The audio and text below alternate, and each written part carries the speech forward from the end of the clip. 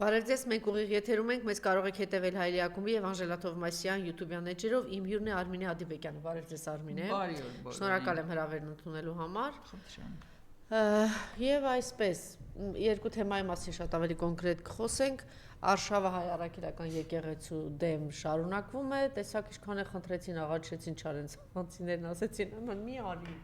մի արի, հիշում ես, կար ժամանակ, որ ասում են մեր մոտ երկու գաս, հիմա խնդրում են, աղաչում են, էլի, ասում են ինչ կլինի, մի արի երեք իհարկե երկու անգամ ցուցադրեցի, այսօր երևի հարց չկա նորից ցուցադրելու,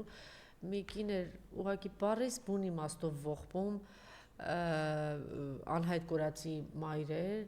6 տարի էսպես բան, էս տառապանքների էս ողբի էս ցավի մեջ, եւ ուղղակի այդպես այն ինչ որ մենք խոսում ենք տարիներ շարունակ խտացված կերպով ինչ պետք էր այսօրվա իշխանություններին եւ Նիկոլին ինքը ուղղակի ասած այն միակ տեղն է որտեղ ես քիչ թե շատ մխիթարություն եմ գտնում եւ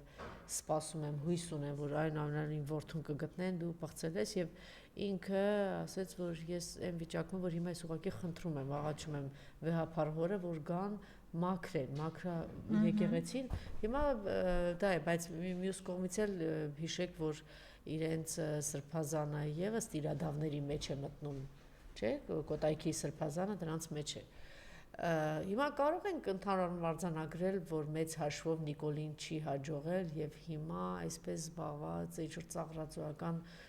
բանջար հայտարարություն ես պատահական գնամ այս եկեղեցի դեր սուտ դուրս եկա որտեղ շատ լավ գիտեին դրանց առաջ փողոցները մաքրել էին էլի անվտանգությունը լծված էր մեկ օր առաջ բոլորին կազմակերպած բերել են չգիտես ինչի ուր որ գնում է ինքը այդտեղից ոչ մի մարդ չկա մաքսիմում լինում է մարզպետը քաղաքապետը կոմունալի 2-3 աշխատողներով հիվանդ բան էս բան վիճակում տարած անգամ մանկավարժներ, ուրիշ դրանց են բերում են պարտադիր ուրիշ մարզերից, խնդրեմ։ Խոսել նրա մասին, որ նրան չի հաջողվում, իհարկե մեծամտություն կլինի, լավ էլ հաջողվում է, իհարկե։ Մարդը հատ-հատ տերտերներին, դրանք ոչ քահանաներ են, ոչ սուրբ հայրեր են, այլ տերտերներ են, որոնք հատ-հատ բան են անում, կոտրվում են ելնելով նրանից, ոչ թե դա ինչ-որ կներ էտեսին հեռախոսներ։ Մեր արմինը շատ անպատասխանատու է, նորմալ է։ Ես խոստացա, որ կանջատեմ, բայց չանջատեցի։ Որոնք ոչ թե իրանց այդ գաղափարախոսական եւ բարոյական պորտկումներով են առաջնորդվում, այլ տագներ այնքան կեղտ ու զիբիլ կա, որոնցով նրանք շատ հանգիստ ենթարկվում են շանտաժի, իդեպ ասած շատ հետաքրքիր բան եմ այն օրը իմացել, որ լուրեր էր պտտվում, որ ցանկացած Նիկոլի կողմացած քահանային կամ հոգևորականին 5 միլիոն դրամ պարգևավճար է հասնում, բայց զավեշտը նկարանում է նրանում, որ այդ ամբողջ ֆինանսական բեռը կրում է հենց ինքը անձամբ կճուան է, այսինքն մարդը սաղ կյանք կրփել, կողոպտել, այո, դա նրա պատիժն է։ Հիմա ինքը այդ սաղ փողերը ծախսում է նրան, որ ուրեմն քահանա առնի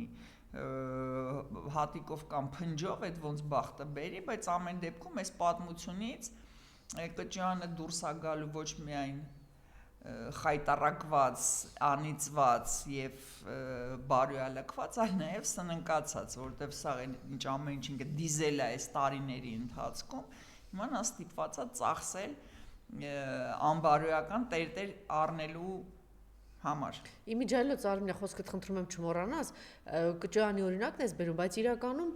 բոլոր քիչ թե շատ փող ունեցող բոլոր գործարարներին է սա վերաբերում, նրանք ովքեր մտածում էր որ հեսա Նիկոլի հետ գործ կբռնենք ու մեր լավ կպահենք մեր եղածը, չկա այդպիսի բան, բոլորից վերջնա մի բացառություն կա,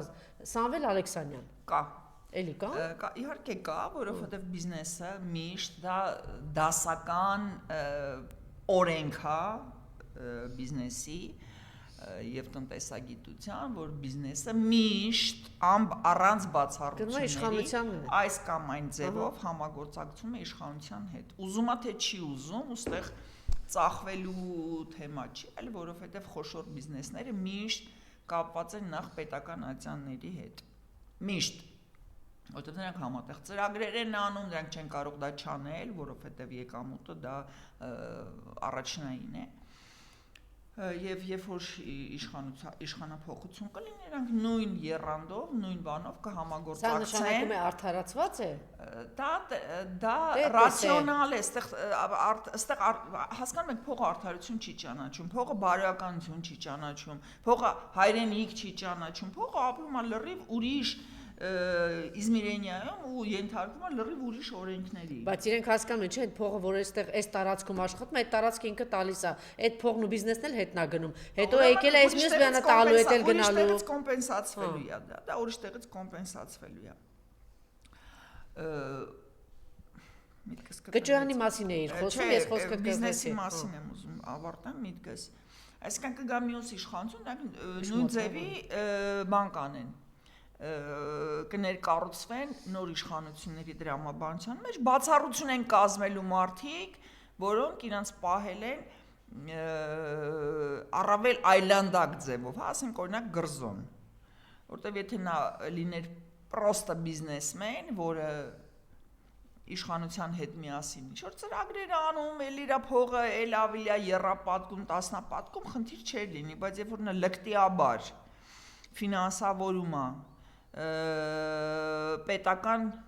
ժամանակավոր պետական այրերի այլանդակությունները, երբ որ նա իրան թույլ է տալիս դաժե ինչ ասեմ, բռի ձևով ասեմ, դաժե չգիտեմ այդ ձևը ոնց որակում լրագրողն ասում է քեզով է թույլ տվել լրագրողությամբ զբաղվել, այսինքն տեղյակ չի, որ լրագրողությամբ զբաղվելը թույլատրելով չի ու Գրզոն չի, ով պետք է թույլատրի կամ չթույլատրի։ Այն նմանատիպ գործարարները, այդ Նալբանդյանը ինչա այդ որ ինձ էլ դատի է տվել։ Այ, ինքը։ Իրանք իրոք կրելու են պատիժները, զուտ, ինչ պատճառով։ Նալբանդյանը խնդիր է ունենալու հիմնավորի իր գոյացած գույքը, կստացի գավարա այն օրենքով, որով Նիկոլենք են ընդունել, այդ ապօրինի հարստացման օրենքով մարդկանց առնվազն հարցեր են առաջանալու, այդ հարցերի պատասխանները գրեթե վստահ եմ նրանք չեն ունենալու։ Այսինքն իսկ այն բիզնեսմենները, որոնք եղել են, կան ու դեռ կլինեն, նրանք միշտ համագործակցել են բոլոր իշխանությունների հետ, նրանք համագործակցում են այդ թվում նաև այս իշխանությունների հետ եւ նրանք համագործակցել են մյուս իշխանությունների հետ։ Սա նորմալ է, հիմա վերադառնանք Կճոյանին, միտքս ինչ էր, որ Կճոյանը այս պատմությունից, ես չգիտեմ ինքը կարող է հույս ունի, որ կդառնալու է կաթողիկոս, ես չգիտեմ իրան Նիկոլը ինչ է խոստացել, բացի նրանից, որ խոստացելը չես դատվի, չես նստի, քրեական գործը կդադարվի, թե էլ ավելի, որովհետև հասկանում եք, չէ, որ Նիկոլի սրտի կաթողիկոս ինչ որ մեկը պետք է նշանակվի։ Հիմա այդ մեկը ով է, կարող է Կճոյանը մտածում է ինքն է լինելու այդ մարդը, չգիտեմ։ Բայց ինքը այս պատմությունից դուրս է գալու, այդ թվում նաև սնանկ։ Այս էր ասածս։ Շատ լավ, գերիների հարցը, հա, դուք կարծում եք, որ իր Նիկոլին հաջողում է կամաց կարողանում է այս կամ այն եկեղեցին գրավել, թե կազմաքանդել, թե իր կողք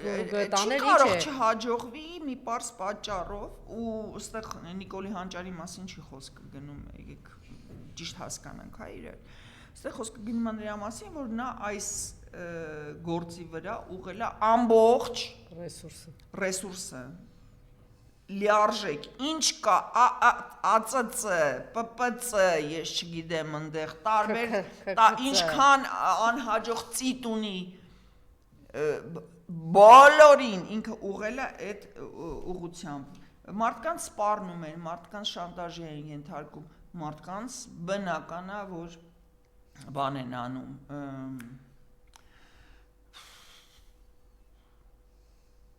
Խոշտանգում են, վախեցնում են, ահաբեկում են։ Չէ, հակառակը, փողով ոնց որ բան են անում, կաշառում են,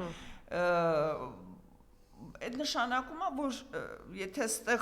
ռեսուրսներ է դրվել ու այս կողմից համարժեք ռեսուրս չի դրվում կամ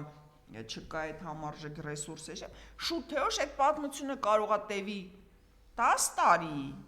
բայց 10 տարի հետո Նիկոլը շատ հանգիստ, ցեմ բոլի հասկանում եք, Նիկոլը падոշերես է։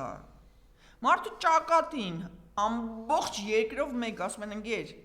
Չարեն ցավանցին խնդրեցին չգաս։ Ոչ սփատը տեն ուզում տեսնեն, ոչ էլ մերսի որ քո համար քաղաքի ճամփեքը մաքրեցին, շատ շնորհակալ ենք, բայց արի դու մի երևա, որովհետև քեզ ուզող այնտեղ չկա։ Այդ նշանակում է, որ ինքը իր այդ ստիպված վերադառնալով նախորդ հարցին, հետը բանը, կստացի գավառը այդ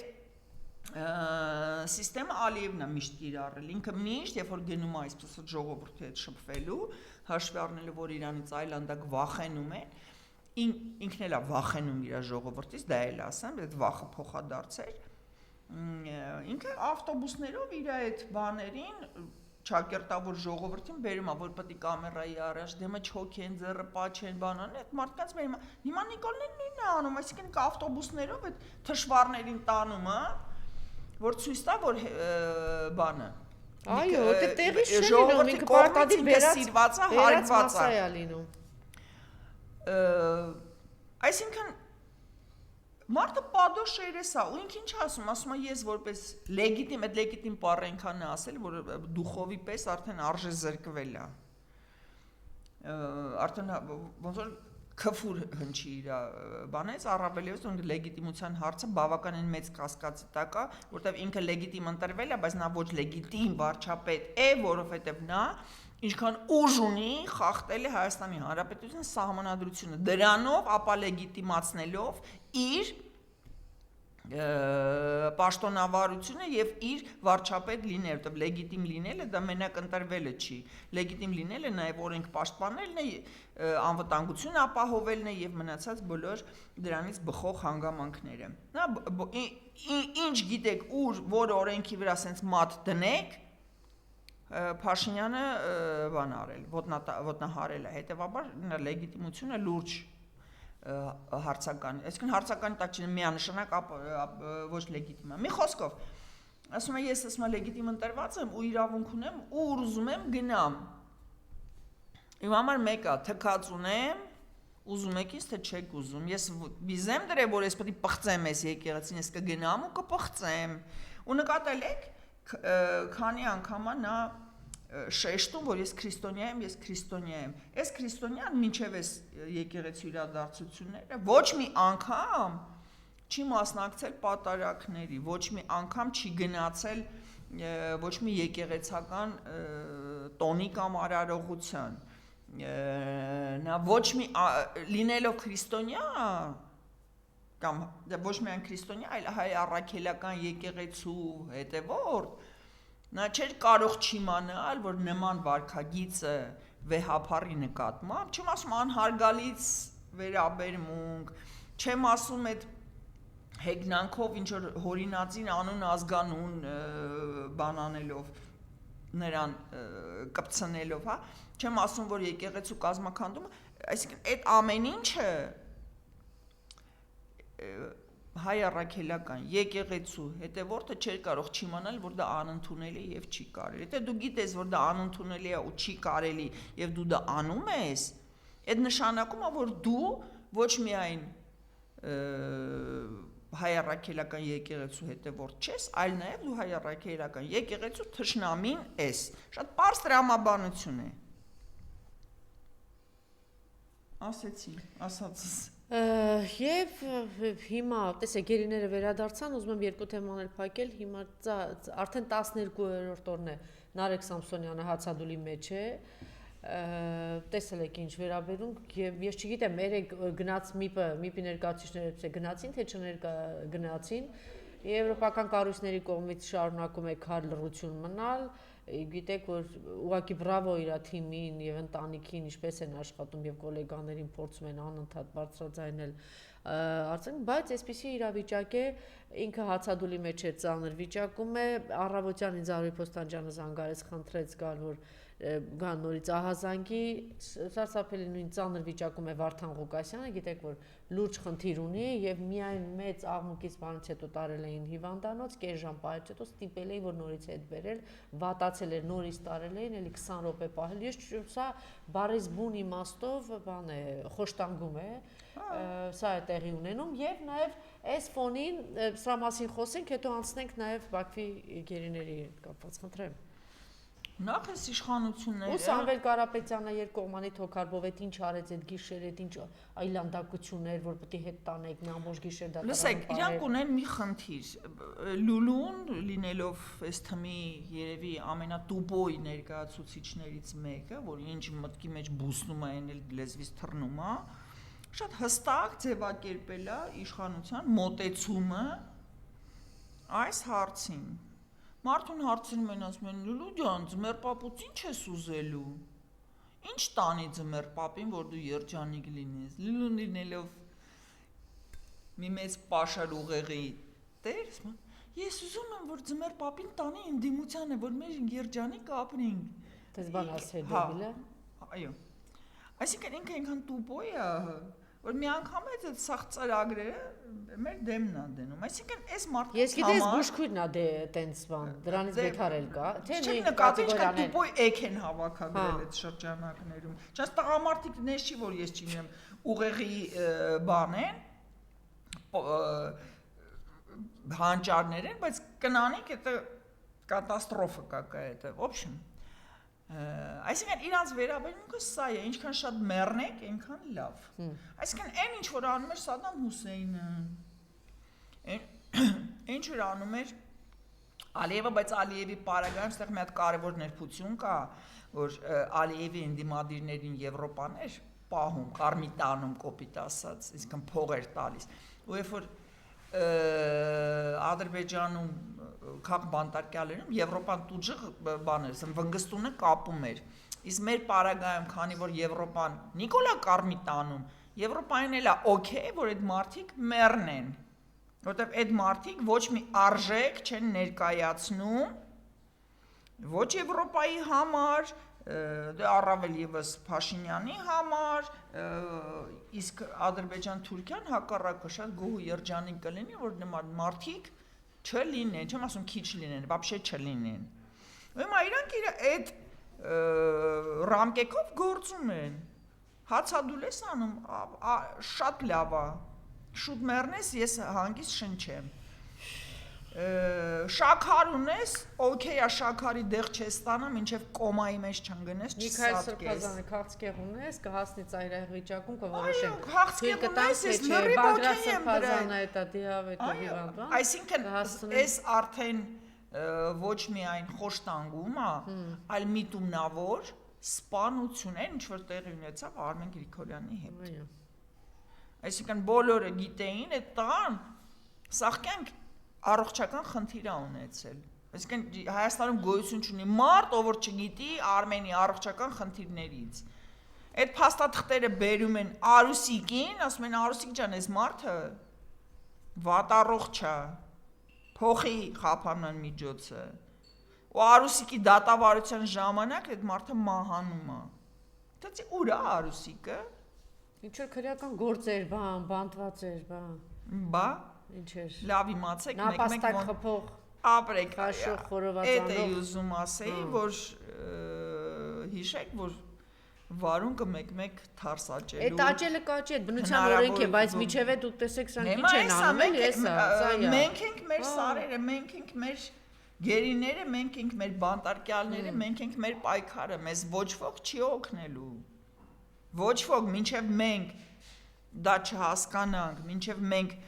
չմիավորվենք, մինչև մենք մեր ուժերը չգցենք մի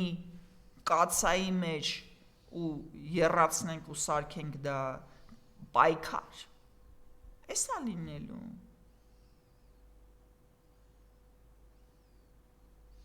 Եվ գերիներին, որ տեսեք, բերեցինք երկու ահաբեկիչ են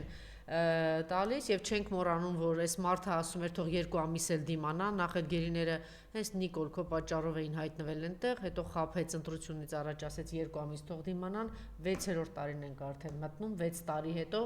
4 գերի է բերում, երկուսը ծանր վիճակում են երկուսը, գիտեք որ ողնաշարի ինչ խնդիր ունի անգամ Վանովը չէ, դուք Սարգով է այդ վիճակում է եկել, պիտի վիրահատեմ անի սրտի լուրջ խնդիրներ ունի։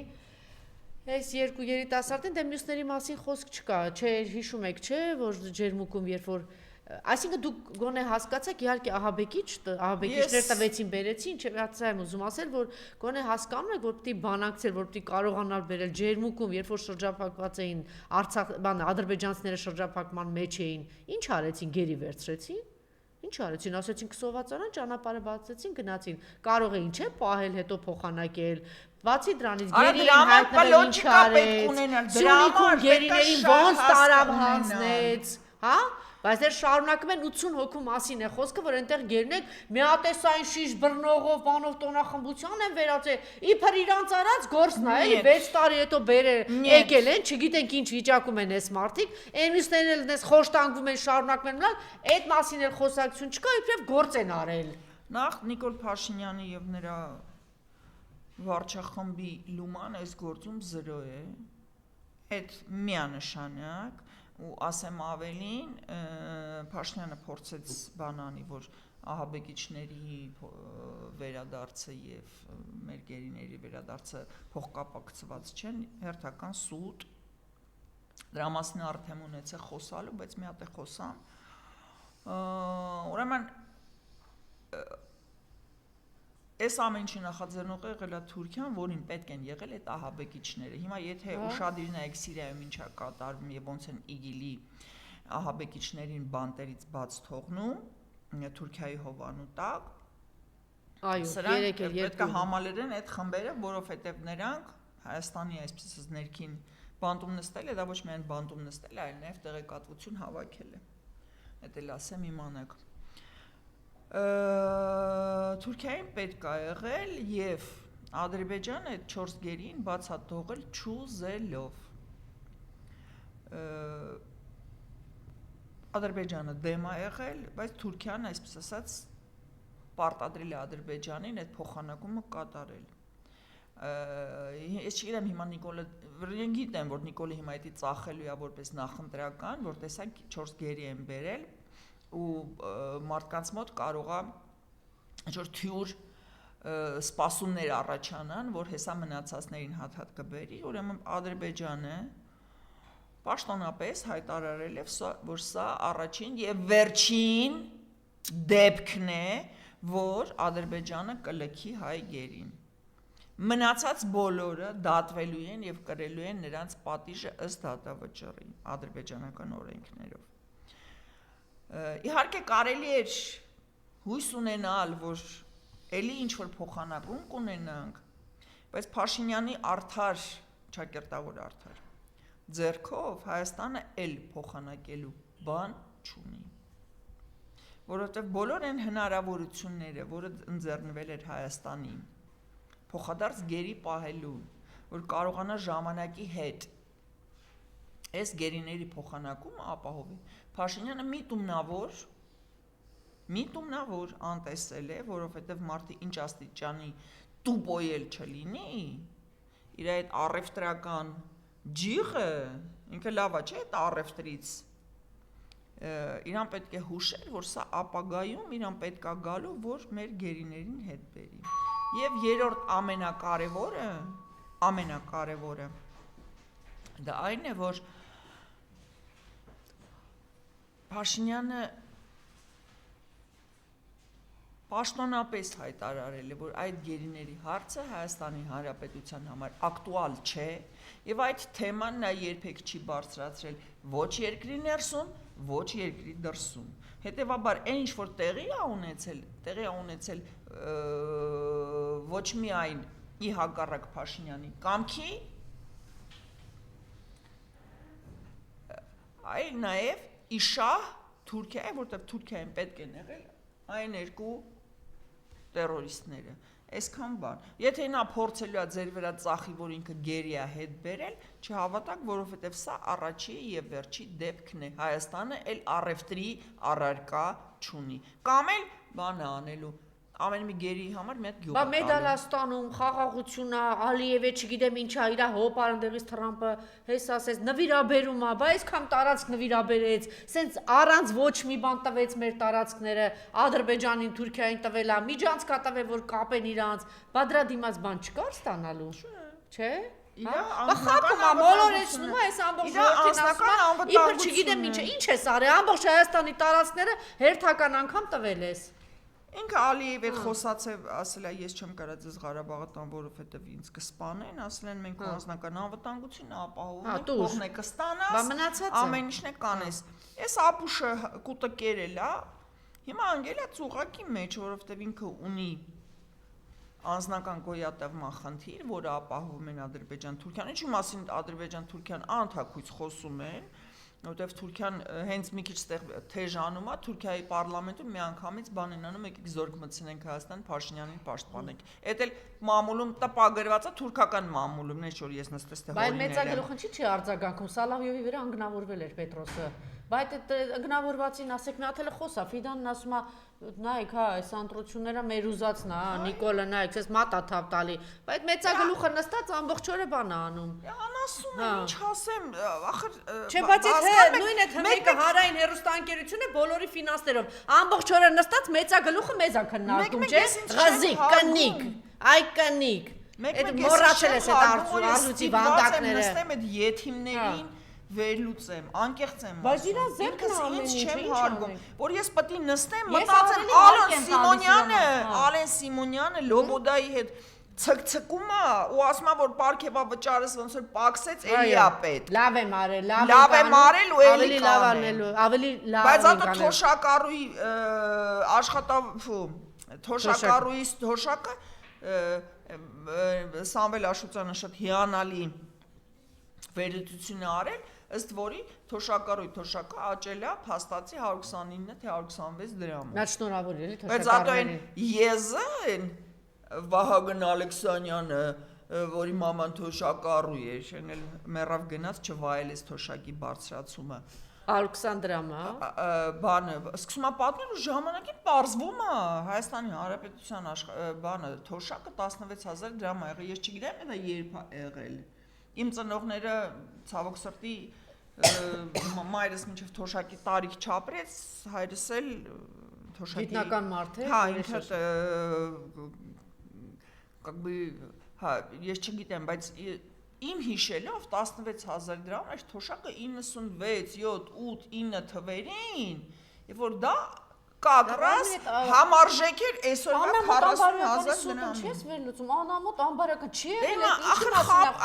հասկանում եք, չէ, մարդը լավ եմ արել, դրանից հետո ինչ ասում է, լավ ենք արել, մենք պետք է ճոխ հագնենք, մենք պետք է լավ հագնենք, որտեվ լավ ենք տվել այդ տարածքները, հիմա նորից տվել ենք այդ տարածքները, երջանկացրել ենք, բանն ասում է, չէ, 80 տարում պատմության մեջ աննախադեպ է, այսպիսի հաջողություն արձանագրած երկրորդ երկիր, ոնց որ Ադրբեջանն է, Ալիևն ասեց, չէ, չկա սենց բան պատմության մեջ, ով է տվել այդ երջանկությունը իրան, ով է տվել այդ հաջողությունը, ով է նվիրաբերել, Նիկոլ Փաշինյանը, Ալենն էլ ասում է դրա համար դի պարգևա վճար ստանանք, այդ միլիոնները շատ քիչ է։ Շատ քիչ է, 120 քանի դրամ ասեցիր, 126 դրամներ, թոշակառուներ ջան, այն որ ասում եք լավ է, մեր Նիկոլն է, լավ է։ Հակսացի գավերը հետ են թոշակառուներն են, որի ուսերի վրա Նիկոլ եկել է, իշխանության նեշի, որ ես եմ ընտրել, ես եմ իրանց վզին փաթաթել Նիկոլին, իրանց արդար ձեռով գնացել են Նիկոլ են ընտրել, մի անգամ չէ, երկու անգամ։ Հիմա ոնց բացատրենք, որ 21-ի ընտրությունից առաջ ձեզ խաբեց, նախ ինքն է գերի տվել, ինքը ամբողջ երկիրը տվեց, հետո ասեց 2 ամսից կգան, 4-5 տարի հետո նոր, հազիվ 2 ահաբեկի չա տալիս, Հայաստանի տարածքներն է տալիս, Ադրբեջան բանը, 2 հատվածները միացնում է իրար, նվիրաբերում է, դրանից հետո գալիս են, ու դուք հավատացիք, չէ՞ դրան, հավատացին, չէ՞ որ գնացին ընտրեցին Արմինե։ Հիմա ինքը հերթական ստերն ասելու է, լավ ոնց բացատրենք այս ժողովրդին։ Ես մի անգամ ասել եմ ու մի հատ է կկրկնեմ, ինձ բացարձակապես հետաքրքիր չի Ալեն Սիմոնյանը ինչ փողով ում հետ ու որտեղ ցկցկում է։ Կամ ինչ անում, եթե կարողանում։ Ինձ հետաքրքիր չի իրանց պարգևավճարները եւ գորգոր բաները ինձ հետաքրքիր է այն ինչ որ չեն ստացել մնացած քաղաքացիներ եթե թոշակառույթ լիներ գոնե 300-400 հազար դրամ Ալեն Սիմոնյանը թող 7 միլիոն չէ 17 միլիոն պարգևավճար ստանար Կասենք մարդը աշխատել է վիզա դրել, տնտեսությունը զարգացրել, եկամուտները բարձրացրել, ու եկամուտների բաշխման մեջ այդ թվում նաև մասնակցում են թոշակառուները։ Բայց այս աղքատ երկրում, երբ որ քո Ալեն Սիմոնյանը ինձ ինչ համաքաղաքացի։ Երկրի բնակչությունը Ռաբիս երկիչով է որ այն կերնա Սովի շեմին է կանգնած Հա մակարդակը ապաշքյարը ցկցկար ուստեղ ամենակարևորը այն չէ որ իրանք անում են այլ այնն է որ իրանք անողներին քննադատելով իրանք անուն բանը նախկիներին անուն կպցնելով նախկիների ջեբի փողը հաշվելով նախկիների դեմ պայքարով եկել են իշխանության ու հիմա անում են այդ նախկինների տասնապատիկը որտեղ սենց այլանդակություն ես չեմ տեսել երբեք ոչ մի վարչախմբի ժամանակ ոչ Տեր-Պետրոսյանի ոչ Ռոբերտ Քոչարյանի ոչ Սերժ Սարգսյանի ժամանակ ես նման այլանդակություն չեմ հիշում ես հին մարդ եմ ես Բրեժնև եմ տեսել Բրեժնև եմ թաղել Ես սենց բան չեմ տեսել Ես չեմ հիշում, որ այն սառը մութ ցուրտ տարիներին նո գրզոից բացի, լավ, էդ էլ ասենք ինչ որ մի նախարար, ինչ որ մի պատգամավոր Արտոնյան ինչ որ բան ունենա փող շռայլեր Երկու նախարար ապրում էին մեր բակում, մարդինքի մետ հավասար ավտոբուսով գնում էին գործի գալիս էին, էդ էլ ու ես եմ տեսել, երորդն էլ ապրում էր մեր երկրորդ տան բակում, ճիշտ այդ նախարարությունը շուտ լուծարվեց, հարցը դա չի, ասածս ինչ է, ես նման բան չեմ հիշում, ես չեմ հիշում, որ ասեն արել ենք, լավ ենք արել ու էլի կանենք, ես չեմ հիշում, որ թոշակառուի երեսով տան, որ 10,000 դրամը ավելացնենք ինչ ես անելու, ես չեմ հիշում, որ թոշակառուն չկարողանա գնա բուժօգնություն ստանա, որովհետև փող չունի, գոյություն ունեին պետպատվերներ, 1000 մի ծրագիր, մինչև հիմա, կստացի գավարը ես իմ կովիդի փողը հետ չեմ ստացել, ասեմ ձեզ, որը պետպատվերով էր, բայց ես Գնացել եմ, բուժվել եմ իմ միջոցներով, Անահիտ Ավանեսյանը հարկ չհամարեց ներկայանա այդ հանձնաժողովին, որ այդ ցուցակավորված ու հասկանում եք, չէ՞, մենակ ես չեմ եղել, իմ նման 100 ու ասում ես տասնյակ հազար մարդիկ են եղել։ Լավ եք անում, լավ պետք է հագնեմ, որտեվ ես երկիր եմ ներկայացնում, այդ ողբան մեզ ու Ալենը, ողբան մեզ ու ես Լոբոդայի ծոցը Ալենը երկիր է ներկայացնում, Լոբոդան շատ լավ գիտեմ մենք ով ենք։ Բայց պետք չի իրան երկիր ներկայացնել, լավ էլ գալ գնալ ունի, տեսնում է բանը անում, ելում ես ցույց տալիս այդ երկիրը։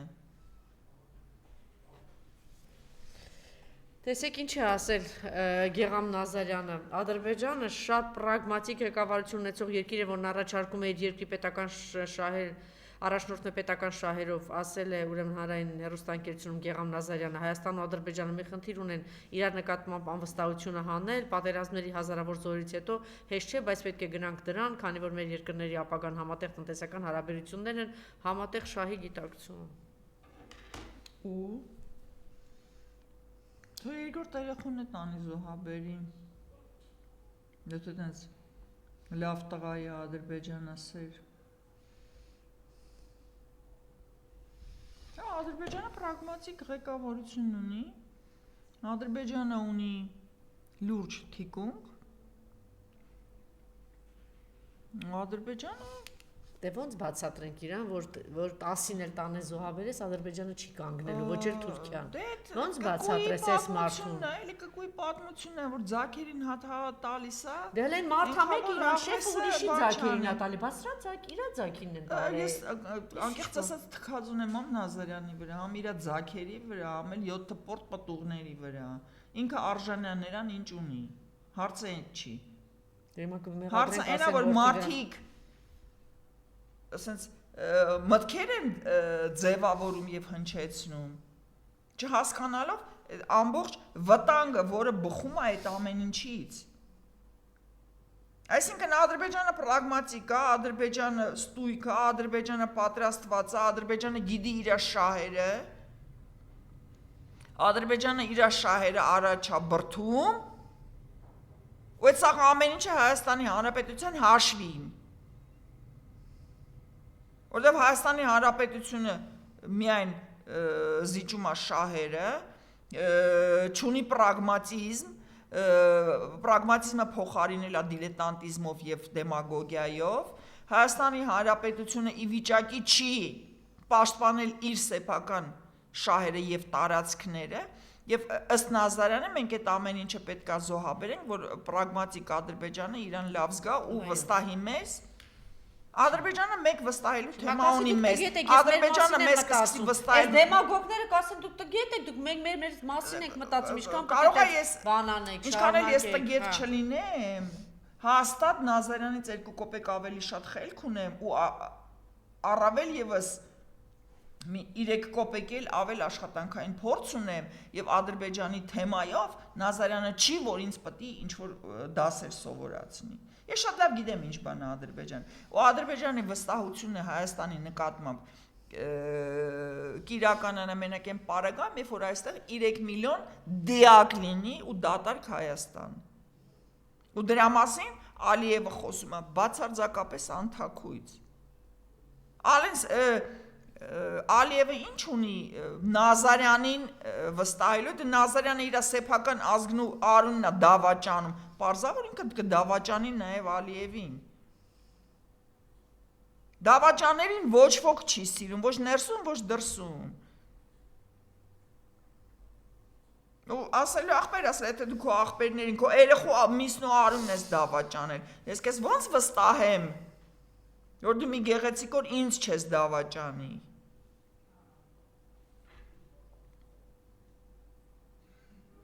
Խոսալուց առաջ մի քիչ մտածեք ինչ եք խոսում։ Դե այն հատ կնիկ կային, ոնց ասեցի դրանց մասին, ազգային ժողովում բուժքույրը, ոնց ինչ ասում։ Արա վայ, ես լսել եմ փայլուն ելույթեր, պրոստը փայլուն։ Ինչ ասեց բառացի Մարիամ։ Մեզ հիմա պետք է ինչ։ Մեզ բանակ պետք չի, ուղեղներ են պետք, ուրեմն։ Չէ, ուղեղ չէ, գլուխներ։ Մեզ գլուխ ա պետք, գլուխ։ Ուրեմն արա ինչ է դրա անունը։ Չէ, գրել։ Մարիամը չէ դրա անունը։ Ռիվսիմե Ունանյանը, հիշում եք։ Անգրագետ բուժքույր է, որը ուրեմն հանձնաժողովի նախագահ դառնալու համար մի ասենց սրտաճմլի ելույթ ունեցավ, համոզելով բոլորին, որ բարձրագույն կրթություն պետք չի, որ կարելի է առանց բարձրագույն կրթություն 3 ամսում արագ օրենքներ սովորել ու դառնալ հիասքանչ ղեկավար։ Իրա բառերն եմ ցիտում գրեթե տառացի։ Ну, այն մնացած ապուշությունները, որ ինքը դուրս է տվել, այդ իր սահմանափակ բառապաշարով փորձում է իր խառը մտքերը արտահայտի, թողենք մի կողմ, ուրեմն հիմա ուրիշ հանձնարարական է, պետք է մեզ համոզի, որ մեզ բանակ պետք չի, ոնց պետք է համոզի, որ մեզ բանակ պետք չի, մեզ գլուխները պետք է նկատի ունի կրթություն ստացած երեխեք, աղջիկ ջան դու չէի ասում, որ կրթություն պետք չի, լրիվ հերիք է սիրել եւ ուզենալ, իսկ օրենքները նենց ունենց կսովորենք։ Էդ ինչ փոխվեց 3 ամսվա մեջ։ Բայց նախագահը։ Լավ, ես հասկանում եմ, որ դու քանի որ անգրագետ եւ անուղ ես, չես հասկանում պրիորիտետների այդ սանդղակը ոնց է դասավորված ու գլուխ ունենալու համար, որ պետությունը ունենա կրթված երիտասարդություն, ունենա գիտություն, ունենա զարգացում, պետք է երկու կարևոր հանգամանք, առաջինը անվտանգություն, որը ապահովում է բանակը, եթե չգիտեիր, որտեղ եթե դու ապրում ես հրաբուխի վրա, դու չես կարող զբաղվել ոչ գիտությամբ, ոչ կրթությամբ։ Դու պետք է զբաղվես նրանով, որ մինիմիզացնես այդ հրաբուխի վտանգները եւ հետևանքները։ Հետևաբար պետք է ունենաս ամուր սահմանագիծ, պետք է ունենաս անվտանգային մթնոլորտ, որի ներքո ուրեմն այդ գլուխները սկսում են զարգանալ։ Եվ երկրորդ ինչը կարևոր է, Ժաննա Ալեքսանյանին գործից հանել, որտեղ նման կրթության նախարար ունենալու պարագայում դու երբեք ոչ մի պարագայում չես ունենա գլուխներ։ Ասեմ ավելին, Ժաննա Ալեքսանյանը իր սեփական կրթական համակարգին չի վստահել իր երեխան սովորում է Գերմանիայում։ Պարզա չէ, որտեվ նորմալ է, երբ որ նախարարը աշխատում է այնքան լավ, ինքը ապահովում է այնպիսի կրթական համակարգ, որ իր սեփական երեխան, այո, այսինքն իր երեխան սովորում է դուս, որտեվ Ժաննա Ալեքսանյանը շատ լավ գիտի, որ իր ղեկավարած համակարգից գլուխներ, որոնք անհրաժեշտ են Հռիփսիմե Հունանյանին, դուրս չեն գա։ Եվ երրորդ ամենակարևոր աղջիկներն այդ կողմնորոշվի։ Ոչ կրթություն պարտադիր է նման գործունեություն ծավալելու համար, թե պետք չի, որովհետև 3 ամսվա մեջ իրարամերժ պնդումներ անելը դա շատ կարճ խելքի ցուցանիշ է։ Կամ բանի ագանժիրովն, չգիտեմ հայերեն այդ բառը ոնց է կոչվում, երբ որ ինչ ասում են հռիփսիկ։ Կեթաս այս բանը կասես, հռիփսիկը վազելով գալիս գլուխի կախտայնում ասում է, դե էսա պետք անել։ Հետո ասում են հռիփսիկ չէ, հիմա էս հռիփսիկը վազելով գնում է այն անում։ Նա անլուրջ մոտեցում է։ Ես հասկանում եմ, որ քո կենսագրության մեջ հրաշք է տեղի ունեցել, գրեթե մոխրոտիկի ճակատագիր, բայց դրանից դու ոչ խելք կուտակեցիր, ոչ հեղինակություն ու դատապարտվածից միշտ լինել ծաղրանքի առարկա։ Շնորհակալություն։